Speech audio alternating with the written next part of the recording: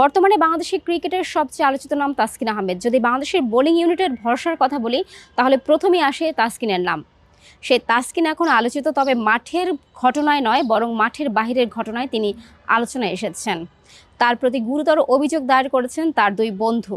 তার দুই বাল্যবন্ধু সৌরভ এবং ইশতিয়াক হৃদয় নামের দুইজন ব্যক্তি গতকাল মিরপুর মডেল থানায় তাসকিনের নামে একটি সাধারণ ডায়েরি করেছেন। সেখানে তারা উল্লেখ করেছেন তাসকিন মদ খেয়ে মাতলামি করে তাদেরকে মারধর করেছেন এবং গতকাল গণমাধ্যমে দেওয়া একটা সাক্ষাৎকারে এই দুই বন্ধু তারা মারধরের চিহ্ন দেখিয়েছেন।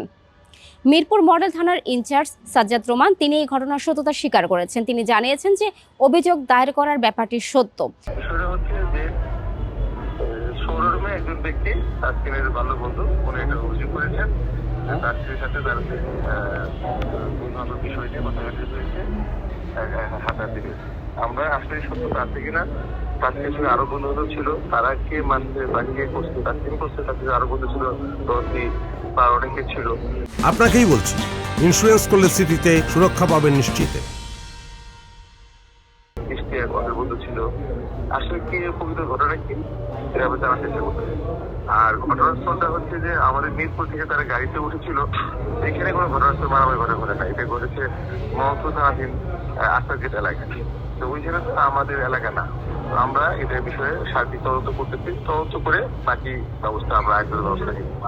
তবে এই ঘটনার সারাদিনের পরে অবশেষে মুখ খুলেছেন তাসকিন আহমেদ। তিনি তার সামাজিক যোগাযোগ মাধ্যম ফেসবুক পোস্টে তিনি একটা পোস্ট দিয়েছেন এবং সেখানে তিনি জানিয়েছেন যে এই পুরোপুরি ঘটনাটা তাদের একেবারে পারিবারিক ঘটনা এবং পরিবার বন্ধুদের বাহিরে এই ঘটনা গেলে সেটা অবশ্যই তাদের পরিবারের জন্য লজ্জাজনক ঘটনা। এবং তিনি তার পোস্টের মাধ্যমে যতটা জানিয়েছেন যে এই ঘটনা সুরা হয়েছে এবং তিনি তার যে বন্ধুদের সাথে এই ঘটনা ঘটেছে তাদের সাথে আসলে কথা বলেছেন এবং একটা সমঝোতা এসেছেন, সেটাও কিন্তু তার পোস্টের মাধ্যমে জানা গেছে।